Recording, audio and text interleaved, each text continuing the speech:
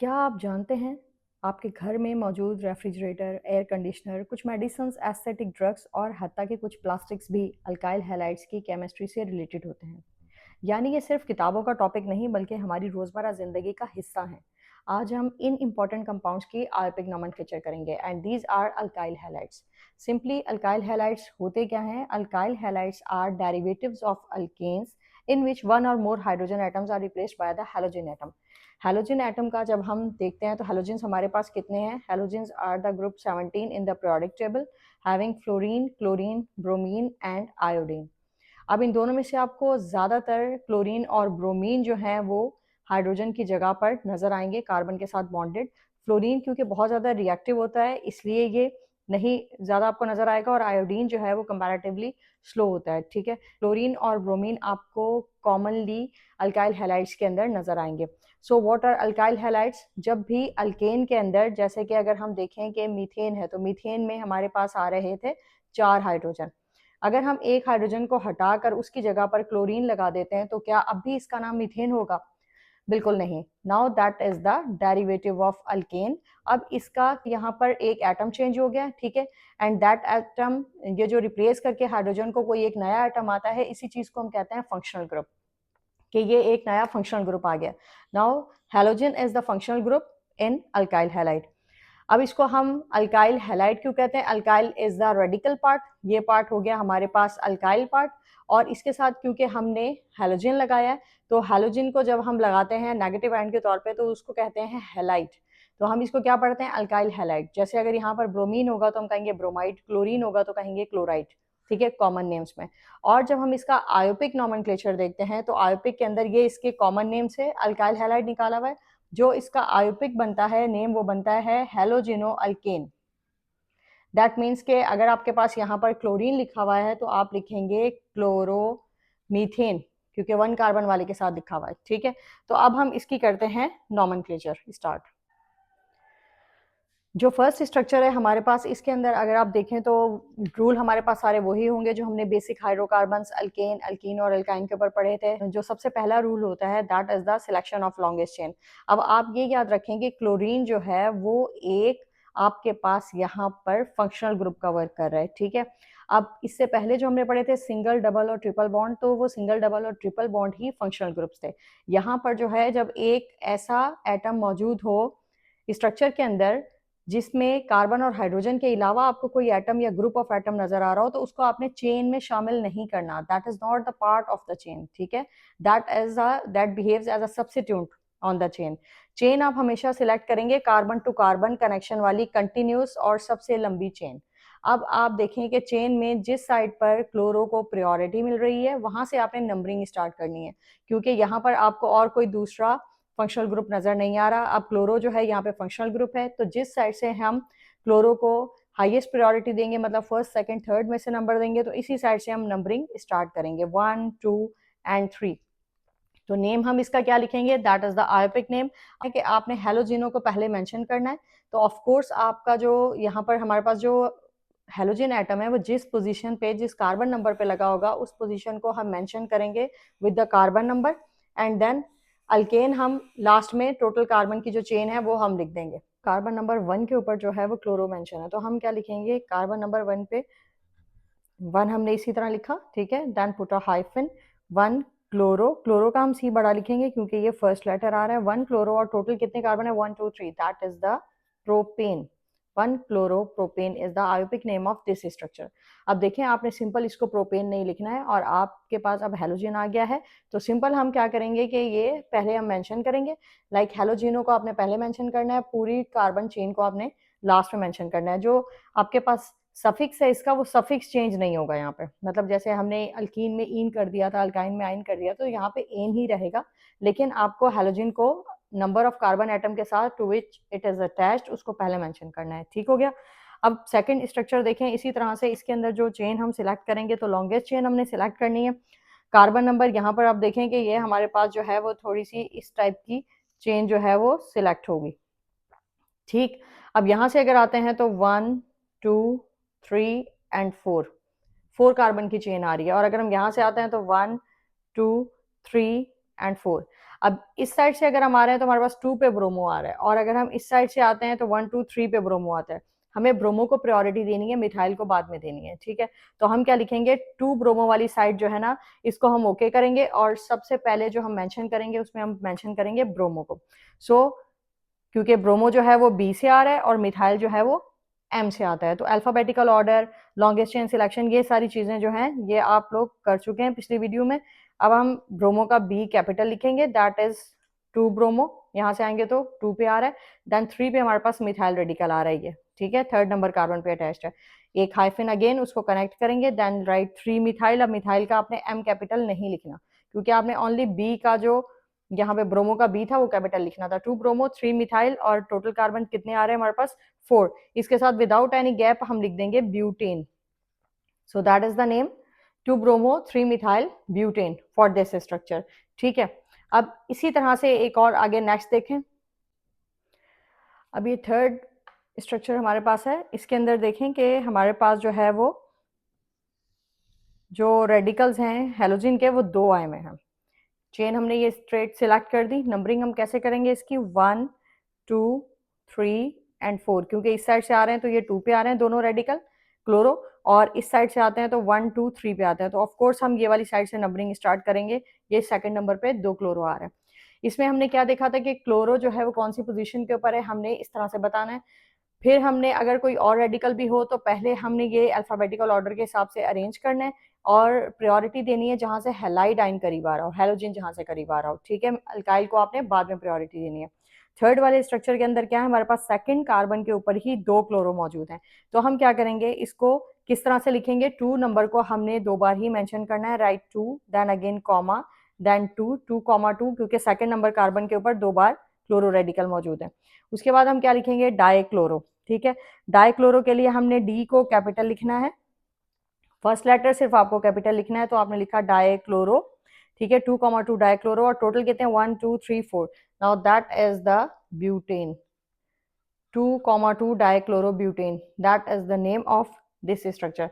अब इसी तरह के और क्वेश्चंस की भी आपने प्रैक्टिस करनी है। आपने सिंपल क्या करना है इसके अंदर कि आपने हेलोजेंस को जिस कार्बन के साथ अटैच हैं उसके साथ क्लोरो, ब्रोमो, आयोडो इस तरह से करके नेम देना है, ठीक है। क्लोरीन, ब्रोमीन पूरा नहीं लिखना है, राइट ओ, क्योंकि जब हम नेगेटिव पार्ट को लिखते हैं तो उसके साथ में हम लास्ट में ओ लिखते हैं, ठीक है। ये जो नेगेटिव लिगेंड्स होते हैं, नेगेटिव सब्स्टिट्यूएंट्स होते हैं, उनके साथ में हमने लास्ट में ओ लिखना होता है। अब हम इसके कॉमन नेम्स देखते हैं। Okay, now we have to do the practice of common names and IUPAC names, दोनों की हम एक साथ में इसकी प्रैक्टिस कर लेते हैं। यहाँ पर देखें कि एक ही कार्बन है और उसके ऊपर जो है क्लोरीन अटैच है, तो इसका नेम क्या हो जाएगा, simply that would be the chloromethane. तो हम लिखेंगे क्लोरोमीथेन, क्योंकि जब हम कॉमन नेम का पैटर्न देते हैं तो वो अल्काइल हैलाइड होता है, और जब हम आयोपिक नेम का पैटर्न देते हैं तो दैट एज द कि आपको पहले क्लोरो को मेंशन करना है, ठीक है। जो हमारे पास आयोपिक का पैटर्न है इसको हम इसमें हम हेलोजिन को हेलोजिनो करके मेंशन करें, लाइक क्लोरो, ब्रोमो, आयोडो, और फिर लास्ट में एल्केन लिख रहे हैं जैसे क्लोरोमीथेन। लेकिन जब हम इसका जो है वो कॉमन नेम करेंगे तो हम अल्काइल को जो कार्बन नंबर टोटल है उसको एज अल्काइल चेन शो करेंगे, और जो हेलाइड आइन है उसको लास्ट में लिखेंगे जैसे chloride, bromide, iodide, like this. अब क्लोरोमीथेन है, ये हो गया इसका आयोपिक नेम। इसी का ही कॉमन नेम क्या होगा हमारे पास, that would be methyl chloride.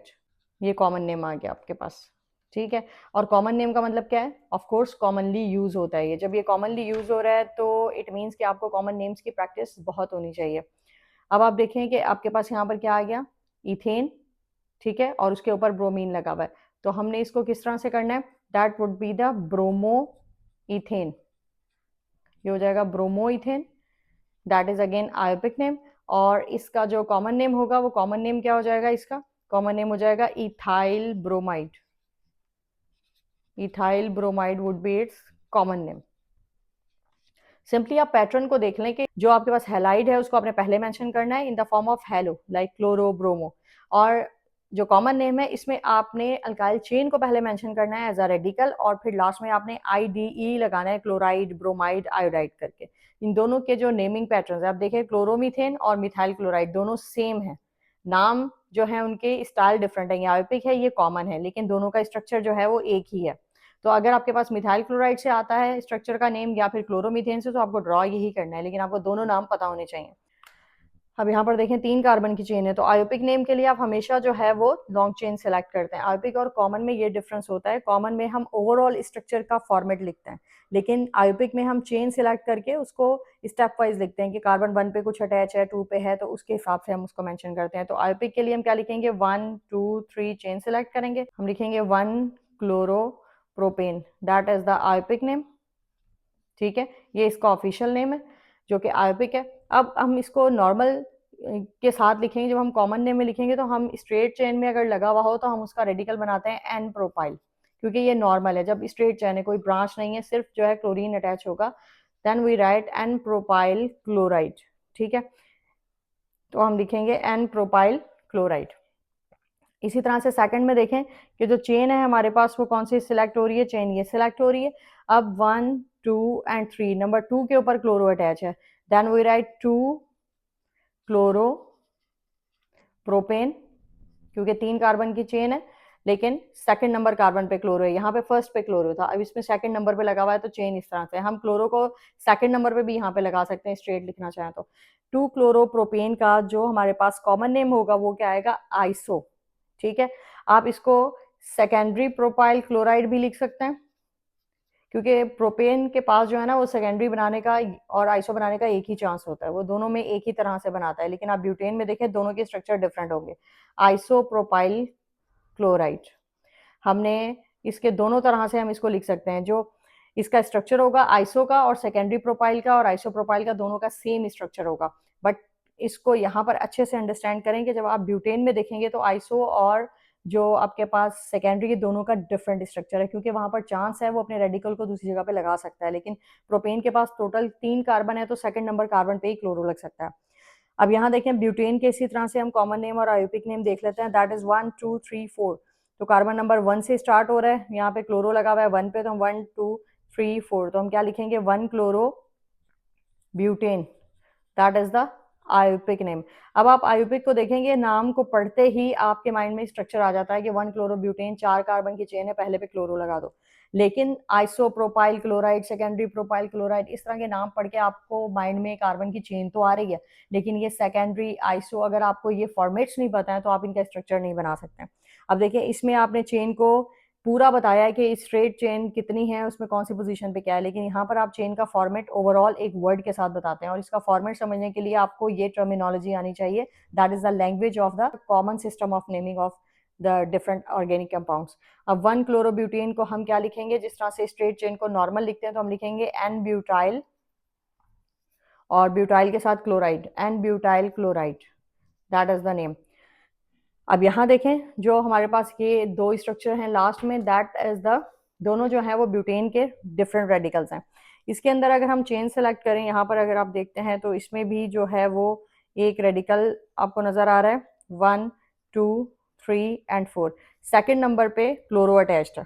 ठीक है, और जो सेकेंड चेन है हमारे पास, इसके अंदर अगर हम देखते हैं तो हमारे पास जो है वो स्ट्रेट चेन है, इसमें आपको सेकंड नंबर पे क्लोरो नजर आ रहा है, और इस तरह से ये जा रही है चेन 4, इसमें 1 2 सेकंड नंबर पे रेडिकल अलग से लगा हुआ है और फर्स्ट पे क्लोरो है। इसका नाम क्या होगा और इसका नाम क्या होगा, इन दोनों के नेम्स जो हैं वो यहाँ पर डिफरेंट होंगे। जो हमारे पास ये वाला स्ट्रक्चर होगा जिसके अंदर जो है वो 1 2 3 4 ये वाला फॉर्मेट होगा कि जिस कार्बन के साथ, गौर से सुनिएगा इसको, जिस कार्बन के साथ क्लोरो ग्रुप अटैच है वो कार्बन 2 कार्बन के साथ डायरेक्टली अटैच हो रहा है। ठीक है, जिस कार्बन के साथ फंक्शनल ग्रुप अटैच है, जिस कार्बन के साथ हेलोजन अटैच है, वो कार्बन 2 अल्काइल रेडिकल्स के साथ डायरेक्टली अटैच हो रहा है, ये रेडिकल इसके साथ अटैच है, ये कार्बन इसके साथ अटैच है। ठीक है, ये कार्बन 2 कार्बन के साथ डायरेक्टली अटैच हो रहा है, और तीसरा वो बना रहा है हाइड्रोजन के साथ बॉन्ड, और चौथा बना रहा है वो हेलोजन के साथ। इस तरह के स्ट्रक्चर को हम नेमिंग करेंगे तो कैसे लिखेंगे, इसकी जो आयोपिक होगा that would B 2 chloro butane, ये इसका होगा आयोपिक नेम, और इसका कॉमन नेम क्या हो जाएगा, इसका कॉमन नेम होगा हमारे पास सेकेंडरी ब्यूटाइल क्लोराइड। अब सेकेंडरी ब्यूटाइल, सेकेंडरी का आप एस छोटा लिखेंगे, ब्यूटाइल का बी आप कैपिटल लिखेंगे, सेकेंडरी ब्यूटाइल क्लोराइड।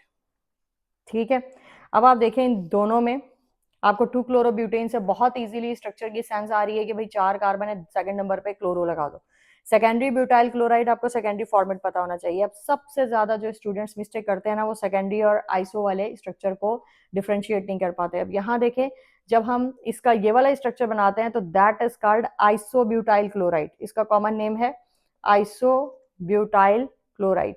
आइसोब्यूटाइल ये किस तरह से है, तो देखें यहाँ पर ये वाला जो फॉर्मेट है ये आइसो है। अब गौर से देखें इन दोनों में डिफरेंस किस चीज का आ रहा है कि यहाँ पर जो कार्बन हैलोजन के साथ अटैच हो रहा है वो कार्बन सिर्फ एक कार्बन से डायरेक्टली अटैच्ड है। इसकी बाकी की दो वैलेंसी ये दो हाइड्रोजन पूरी कर रहे हैं, जबकि इस तरफ क्या था, एक हाइड्रोजन था और बाकी के दो अल्काइल ग्रुप्स थे। लेकिन इसके अंदर जो है वो एक ही यहाँ पर कार्बन डायरेक्टली अटैच हो रहा है, तो ये आइसोफॉर्मेट है। मतलब यहाँ पर क्या है, मिथाइल जो है ना वो चेन के अंदर लगा हुआ है, यहाँ पर जो मिथाइल है वो चेन का पार्ट बन रहा है। तो इन दोनों में ये डिफरेंस आ रहा है। इसका नाम आइसोब्यूटाइल क्लोराइड है और इसका जो हम आयोपिक नेम लिखेंगे, आयोपिक नेम इसका क्या होगा, that would be the IUPAC name of this structure. IUPAC name होगा इसका, 1 पे क्लोरो है, क्लोरो पहले हमने लिखना है तो हम लिखेंगे 1 क्लोरो 2 मिथाइल प्रोपेन, ये इसका हम आयोपिक नेम लिखेंगे। ठीक है, 1 क्लोरो 2 मिथाइल प्रोपेन लिख रहे हैं तो अब हमें इजीली समझ में आ रहा है, क्योंकि स्ट्रक्चर जो है वो बिल्कुल आराम से हम बना सकते हैं। आइसोब्यूटाइल क्लोराइड का ये स्ट्रक्चर है कि मिथाइल ग्रुप जो है वो जिस कार्बन के साथ हैलोजन होगा उसके साथ वाले कार्बन पे अटैच होगा। लेकिन यहाँ पर मिथाइल ग्रुप कहाँ अटैच होगा, जिसके साथ हैलोजन अटैच है उसके बिल्कुल उसी कार्बन के ऊपर मिथाइल का रेडिकल हमने लगाना है, जो कि एक्चुअली चेन का पार्ट बनेगा और चेन एल शेप की बनेगी। यहाँ पर जो है वो एज अ रेडिकल मेंशन होगा। आइसोब्यूटाइल और सेकेंडरी ब्यूटाइल, इन दोनों का डिफरेंस बहुत अच्छे से याद करना है आपने और आपने इनकी प्रैक्टिस करनी है।